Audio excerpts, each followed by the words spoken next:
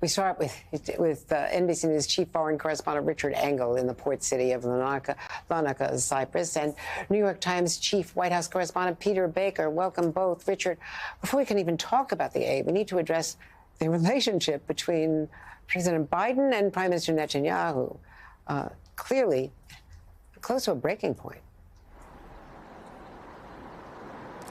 Well, it is strained, but if you listen to that clip you just played, he said that we can't have another 30,000 dead, but there's not a red line for weapons. So he left it somewhat vague. He said there's a red line, but there's no red line when it comes to continuing to supply Israel with weapons, for example, for the Iron Dome system. It sounded like he's encouraging Israel more than threatening any kind of dramatic action. So yes, there's clearly tension. There's long been tension in that relationship between President Biden and Prime Minister Netanyahu, and Prime Minister Netanyahu responded to that quite angrily, saying that he didn't understand what President Biden was saying, that the people of Israel support the war against Hamas. He said that the people of Israel don't want to be forced into a two-state solution. So they clearly have personal tension, but it doesn't sound like, at this stage anyway, President Biden plans to do anything when he said specifically there's no red line. And in terms of that aid ship, it's still here. I'm in Larnaca. The aid ship is packed. It's ready. It's behind me. And the organizers say they're ready to go, but it is still delayed and not heading to Gaza. And Peter, you know, that aid ship that Richard's just referring to, a lot of that food comes from World Central Kitchen, Jose Andres's incredible, global effort to, all over, for relief, Ukraine, now Gaza. But they're not taking the easiest route because, according to the UN and other officials, NGOs, Israel could open a port, an existing port. They don't have to build the port and take 60 days. They could also open another land crossing immediately rather than going through Keren Sharon and having to then work their way up to the north, which the aid is desperately needed. Yeah, that's exactly right. I mean, the Biden administration had previously rejected the idea of airdrops or this building of a temporary pier because they considered it to be impractical for a lot of reasons and not particularly useful in getting large quantities of aid in. But they changed their mind after that convoy, the 100 deaths at the convoy that we all saw about a week or so ago, and realized they had to do something, even if it was symbolic. And so the real way to get aid is on the ground. That's the most efficient way. You can get hundreds of trucks in there a day.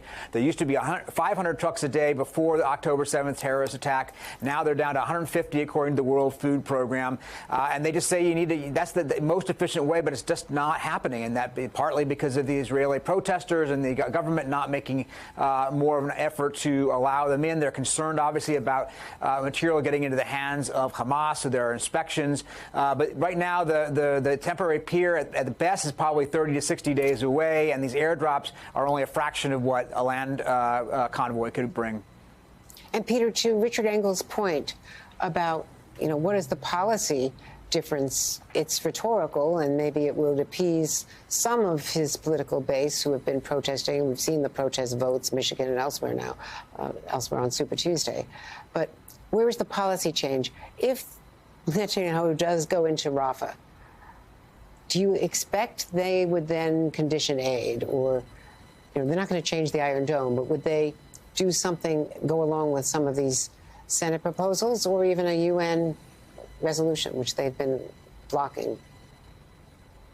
Yeah, it's a great question. So far, there doesn't seem to be any policy change in the offing. That doesn't necessarily mean that people around the president might not do that if they had their druthers. But right now, the president himself is the one who has been most resistant to that, which is, of course, ironic that he's getting a lot of grief now from Prime Minister Netanyahu, when, in fact, Biden is the one person in the United States government right now who is doing the most to protect Israel from the kind of conditions that they don't want on these weapons, or the kind of resolution at the United Nations that you're talking about. And so, does that change? At some point, does President Biden finally get so frustrated he decides to do something different? It's possible. We heard him in that hot mic moment after the State of the Union where he said he was going to have a come-to-Jesus meeting with Netanyahu.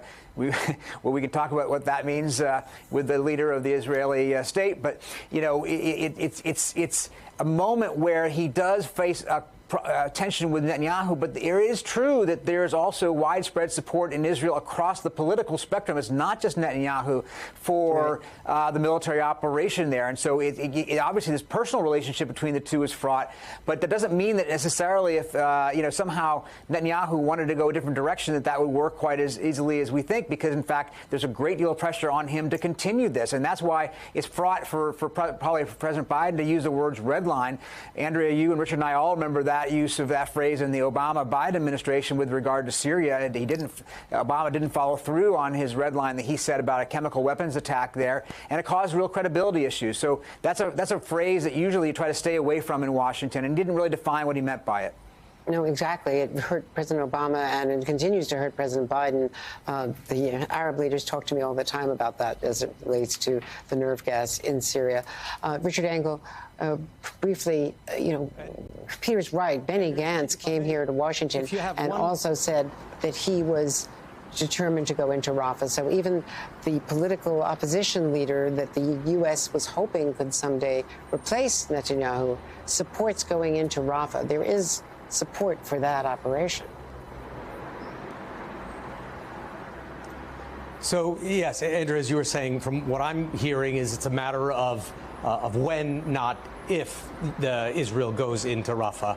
And in terms of what you were just discussing with Peter about the inefficiency of the current aid program, it's wildly inefficient. So I was up a few days ago on one of the aid drops left from Jordan and saw how those work. Was on a plane as it flew over northern Gaza, and they pushed out the pallets. And each one of those C-130s roughly carries as much as a truck. So it is very expensive, very time-consuming. Each flight has to be deconflicted with the Israelis to deliver the equivalent of one truck. And as we saw also, those aid drops can be lethal if they fall on people, as happened a few days ago. This aid ship, which hasn't left yet, is also incredibly inefficient. It is a relatively small ship. It is towing a barge. When it eventually does get permission to leave, and it has already been here for weeks, it has already been inspected, it only travels about 3 miles an hour because it is towing a barge across the Mediterranean, which has rough seas during the winter. Then it has to be unloaded. Because of the slow speed and the rough conditions, it's expected to take 3 days to reach Gaza. So this is a terribly inefficient system as well, and this one hasn't even left yet.